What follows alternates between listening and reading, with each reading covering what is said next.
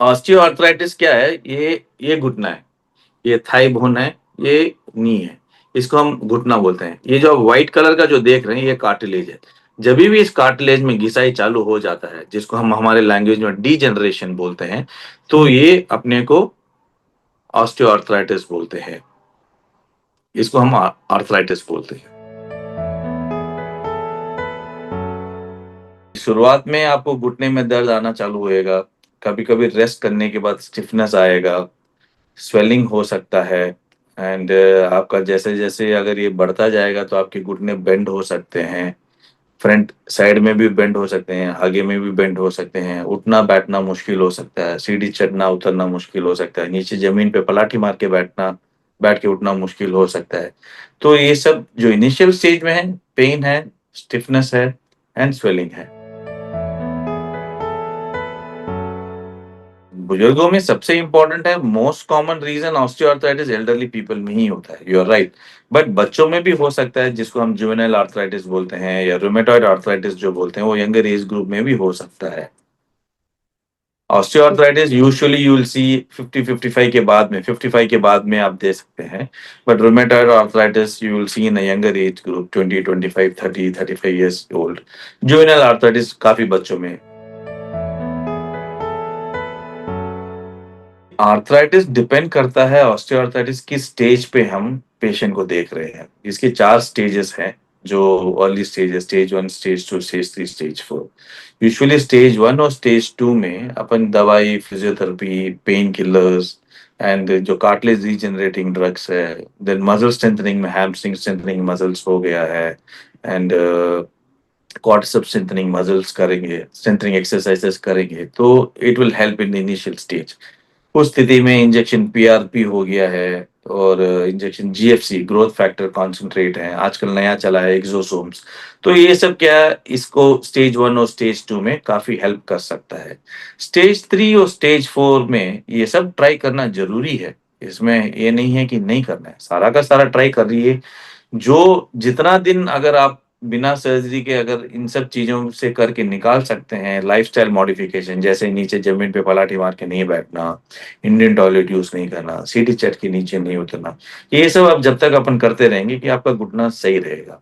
जब ये सब करने के बावजूद भी दर्द चालू होता है तो देन प्रोबब्ली स्टेज 3, स्टेज 4 उस स्थिति में ये सब जो भी मैंने अभी आपको ऑप्शंस दिए हैं, वो कुछ भी काम नहीं करेगा।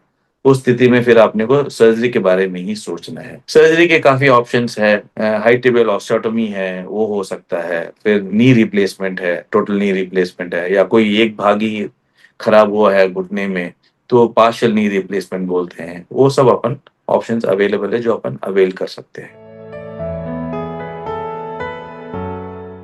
आर्थराइटिस को अपन कैसे अवॉइड कर सकें? सबसे पहले तो है कि आपका खाने-पीने में अगर आप देखेंगे तो वॉलनट्स है, फ्लैक्स सीड्स है और ग्रीन लीफी वेजिटेबल्स है, ब्रोकोली है एंड विटामिन सी जिसमें ज़्यादा जैसे ऑरेंज हो गया, लेमन हो गया, ये सब चीज़ें हैं जो आप ले सकते हैं। फिर मिल्क एंड मिल्क प्रोडक्ट्स जिसमें विटामिन डी एंड कैल्शियम ज़्यादा रहता है, तो वो आप योगर्ट है, दही हो गया, पनीर हो गया, वो आप ले सकते हैं। वज़न को कंट्रोल करना ज़रूरी है। जैसे-जैसे आपका वज़न बढ़ेगा, आपका जो पूरा ज़ोर है वो घुटनों में जाएगा। उसको आपको ध्यान रखना पड़ेगा, लाइफ़स्टाइल मॉडिफ़िकेशन है। ये सब चीज़ें अपन करेंगे तो काफ़ी फ़र्क पड़ेगा और फूड आइटम में ये जो चीज़ें मैंने आपको बताई है दैट विल हेल्प।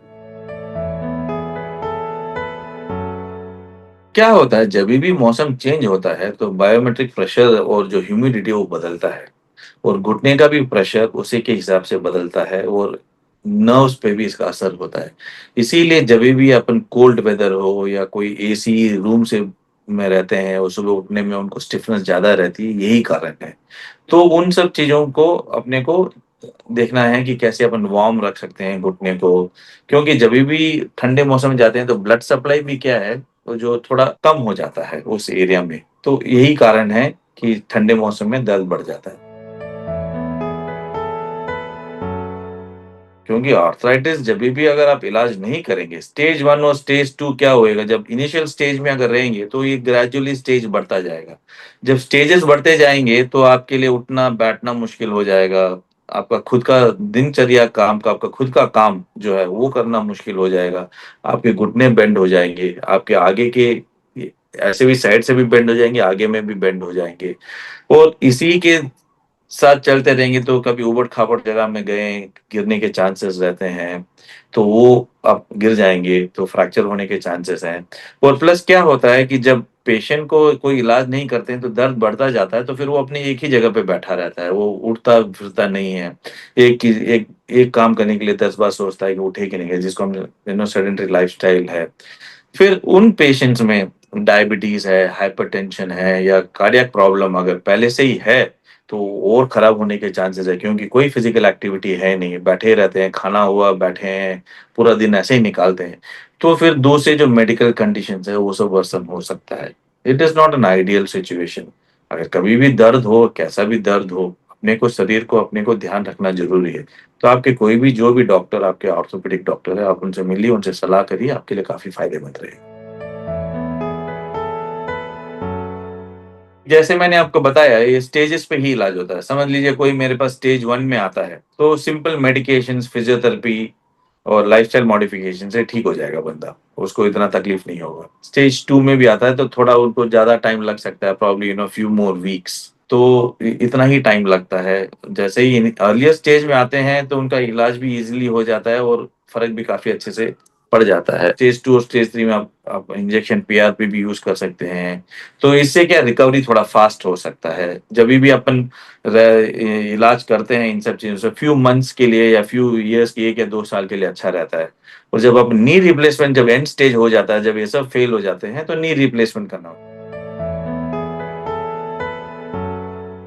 बचाव अपने को यही है कि जभी भी अर्ली स्टेज में दर्द हो, आप डॉक्टर से कंसल्ट कर लीजिए, दवाइयाँ ले लीजिए, वज़न को बढ़ने मत दीजिए, रेगुलर एक्सरसाइज़ेज़ करिए, आपके जो घुटने के जो आस-पास के मसल्स हैं, उसको स्ट्रेंथन करेंगे तो क्या होगा, जो शरीर का जो वज़न है, वो डिस्ट्रीब्यूट हो जाएगा। नहीं तो सारा वज़न घुटने से ही जाएगा, तो हड्डियाँ ही लेती है। जब आपके चारों तरफ के मसल्स जब स्ट्रॉन्ग रहेंगे, जैसे क्वाड्रिसेप्स हो गया, हैमस्ट्रिंग हो गया, तो क्या होगा, जभी भी आप चलेंगे-फिरेंगे, आपका ये जो वज़न है, वो डिस्ट्रीब्यूट हो जाएगा। तो आप उससे अपन को कर सकते हैं। प्लस समझ लीजिए अपना नीचे ज़मीन पे पलाठी मार के बैठना, इंडियन टॉयलेट यूज़ करना, क्योंकि जभी भी नीचे बैठ के उठते हैं, आपके शरीर का तीसरा या चौथा वज़न जो है, 3 या 4 गुना वज़न घुटनों में बढ़ जाता है, तो जिसकी वज़ह से उस पे ज़्यादा इम्पैक्ट होता है। तो ये सब चीज़ें अपने को अवॉइड करना पड़ेगा और वज़न को आप मेंटेन रखिए, रेगुलर एक्सरसाइज़ करिए, फुटवियर अच्छे से पहनिए ताकि वज़न अच्छे से आपका शरीर का डिस्ट्रीब्यूट हो जाए। Regular exercises is the only option. Calcium अपना ध्यान रखिए कैसा है, बराबर है कि नहीं है, विटामिन डी चेक करते रहिए। तो ये सब चीज़ें हैं जिनसे अपन हेल्प ले सकते हैं। आज की तारीख में सभी को उठ इतना चलना-फिरना होता ही नहीं है। सभी के यहाँ पे घर पे गाड़ियाँ हैं, तो I want them to be physically more active. Regular exercise करें, जभी भी अपने को स्पोर्ट्स में जाए बराबर वार्म अप करें, बराबर रेगुलर एक्सरसाइज़ेज़ करें और देखें कि वो जो रन कर रहे हैं, जो बराबर टेक्नीक अपना इस्तेमाल करें, ताकि क्या है इनको इंजरी नहीं हो। क्योंकि ज़रूरी नहीं है कि ऐज हो तो ही ये इंजरी, ये आर्थराइटिस हो सकता है ऐज रिलेटेड रीज़न की वजह से। कभी-कभी अगर स्पोर्ट्स इंजरी खराब हो जाती है, जैसे अपन मेनिस्कस के बारे में बात कर रहे थे, अगर मेनिस्कस फट गया तो उसको उतना निकालना पड़ता है। वो जितना निकालेंगे शॉक अब्ज़ॉर्बर का इफ़ेक्ट चला जाता है। तो जितना शॉक अब्ज़ॉर्बर का इफ़ेक्ट चला जाएगा, वज़न का डिस्ट्रीब्यूशन नहीं होएगा, तो उससे क्या होगा आर्थराइटिस और बढ़ता जाएगा।